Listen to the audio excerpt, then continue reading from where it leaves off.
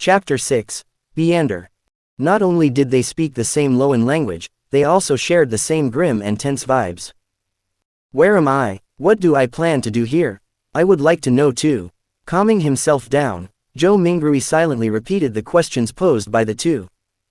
What left the deepest impression on him were neither the sentences formed by words nor the meanings behind them, but the display of bewilderment, vigilance, panic, and reverence by the couple. For some baffling reason, two people had been mysteriously dragged into this world surrounded by gray fog. As the perpetrator, Zhou Mingrui was already feeling abnormally dumbfounded and startled, let alone the couple who was pulled into this mess completely passively. For them, such events and encounters might already be beyond their imaginations, right? Momentarily, Zhou Mingrui thought of two options. The first option was feigning victimhood to hide his true identity, and in turn gain a considerable amount of trust. He could then take a wait-and-see approach and take advantage of his circumstances where necessary. The other option was to maintain his mysterious identity in the eyes of the couple. He could then affect the subsequent development while gleaning valuable information from them. Without the luxury of time to deliberate over the situation, he grasped hold of the thought that flashed across his mind. He made an immediate decision to try out the second idea. Exploit the psychological state of the others to gain the greatest advantage for himself. After a few seconds of silence in the fog, Zhou Mingrui chuckled.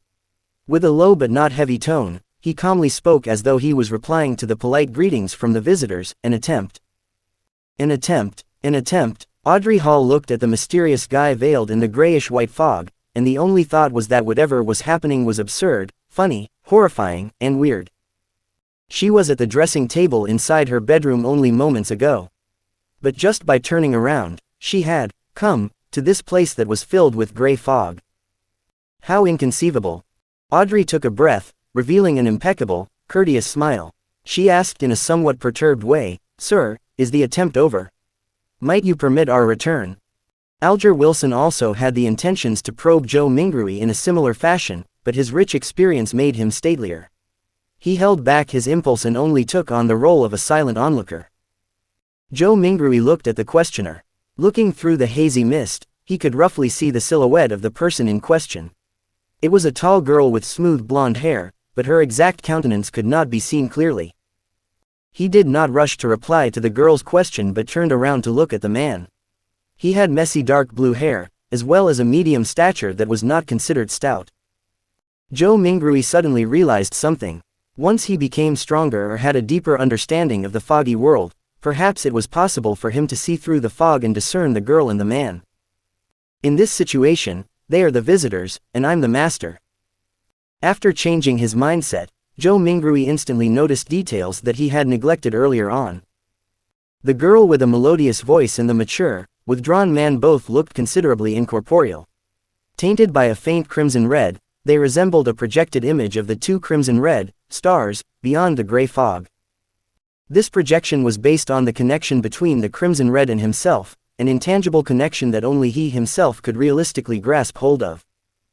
The projection would disappear once the connection is cut, and the couple would then return.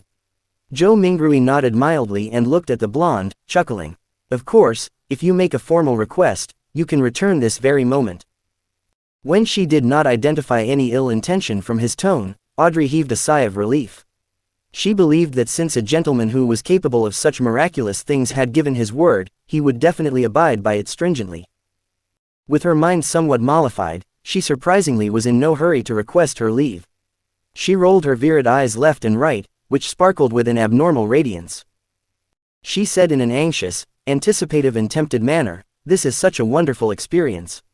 Yes, I have always been hoping that something like this would happen. I mean, I like mysteries and supernatural miracles. No, my point is, what I mean is that, sir, what can I do to become a Meander?"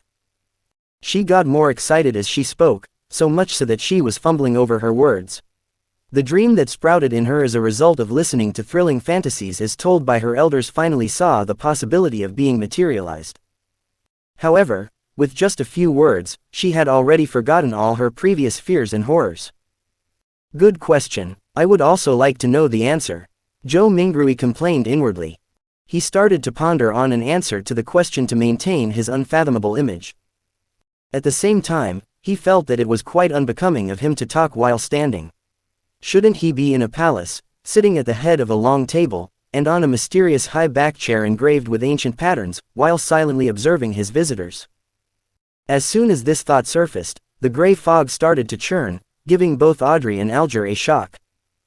In an instant, they saw a number of towering stone pillars around them. Above them was a vast dome that encapsulated them. This entire edifice looked magnificent, grand and lofty, just like a legendary palace for giants. Directly under the dome where the gray fog gathered, a long, bronze table appeared with 10 high-backed chairs on either side in a symmetrical arrangement, along with a chair on each of the two ends of the long table. The back of each chair dazzled and shone faintly with crimson red, drawing the outlines of weird constellations that differed from reality. Audrey and Alger sat face to face, sitting next to the seat of honor. The girl looked to her sides, and could not help but mumble, "How fascinating." "It is certainly fascinating." Zhou Mingrui extended his right hand and caressed the edge of the bronze table a little while maintaining an unperturbed expression. Alger inspected the surroundings, and after a few seconds of silence, he suddenly opened his mouth, and answered Audrey's question in place of Zhou Mingrui. "Are you from Loan? If you want to become a Beander, join the churches of either the Evernight Goddess, the Lord of Storms, or the God of Steam and Machinery. The majority of us will not meet a Beander our entire lives." This has caused churches, and even some clergymen within some of the biggest churches, to suspect the same. While this is the case, I am certain to tell you that Beyonders still exist in courts, tribunals, and execution agencies. They are still fighting against the dangers that grow in the dark, only that their numbers are much fewer as compared to before and during the early days of the Iron Age. Zhou Mingrui listened attentively, but he tried his best to present himself as paying little attention to Alger's words, much like how he was listening to kids telling stories. Relying on Klein's fragmented general knowledge of history, Zhou Mingrui knew clearly that the Iron Age referred to the current epoch, which was the fifth epoch that began 1349 years ago. Audrey silently listened to Alger finish his sentence before sighing. "Mister, I know all about what you just said. I even know more than that, including the Nighthawks, the mandated punishers, and the machinery hivemind, but I don't want to lose my freedom." Alger gave a low-sounding laugh, and said vaguely, "You can't become a Beander without sacrifices. If you don't consider joining churches and accepting their given challenges, you can only seek the royal families and the few nobles with family histories of more than 1,000 years. If not, you can rely on your luck to search for clandestine evil organizations." Audrey puffed her cheeks subconsciously and looked around in a fluster. After confirming that both the mysterious man and Alger did not notice her tick, she pressed, "Are there no other solutions?" Alger sank into silence. About half a minute later, he turned around to look at the mysterious man, who was watching the two of them in silence. Realizing that Zhou Mingrui had no plans to make any comment, he looked back at Audrey and said with deliberation, "I have 2 sets of Sequence 9 potion formulas." "Sequence 9, Zhou Mingrui muttered to himself.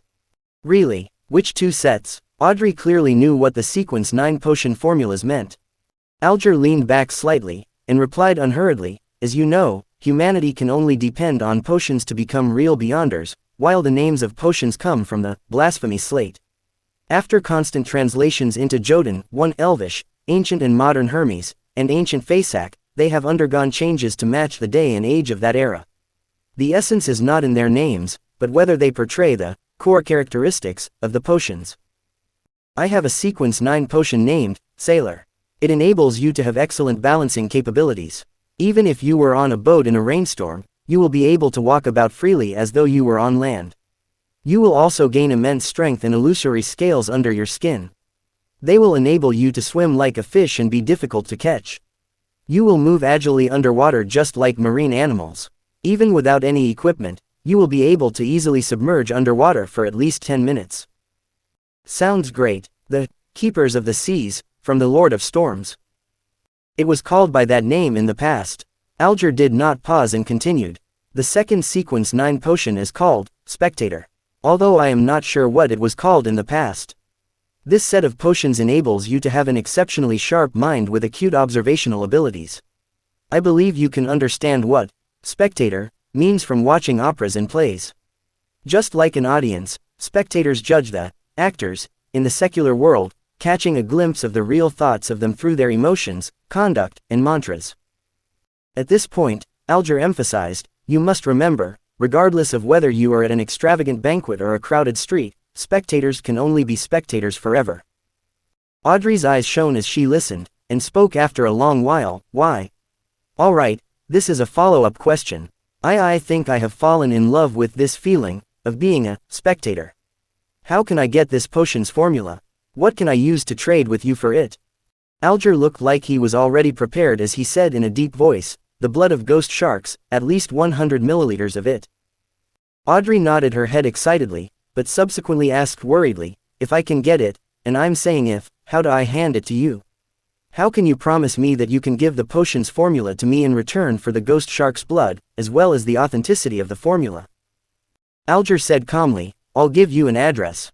I'll mail the formula to you, or tell you directly here, once I receive the blood of the ghost shark.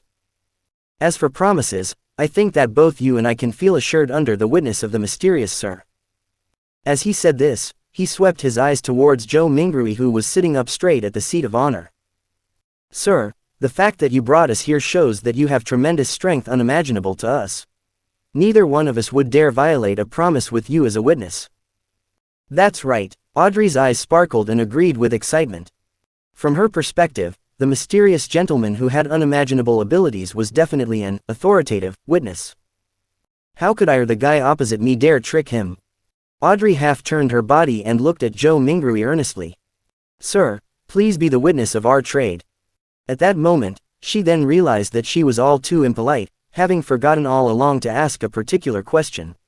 She asked hurriedly, "Sir, how should we address you?" Alger nodded slightly, and echoed the same question in a serious manner, "Sir, how should we address you?" Zhou Mingrui was taken aback. He gently rapped his fingers on the bronze table. The contents of the earlier divination flashed across his mind suddenly. He leaned back, withdrew his right hand, and crossed his 10 fingers, placing them below his chin. He gave the duo a faint smile. "You can address me as..." Upon saying this, he paused for a moment. He said amiably and calmly, "The fool." Language of giants.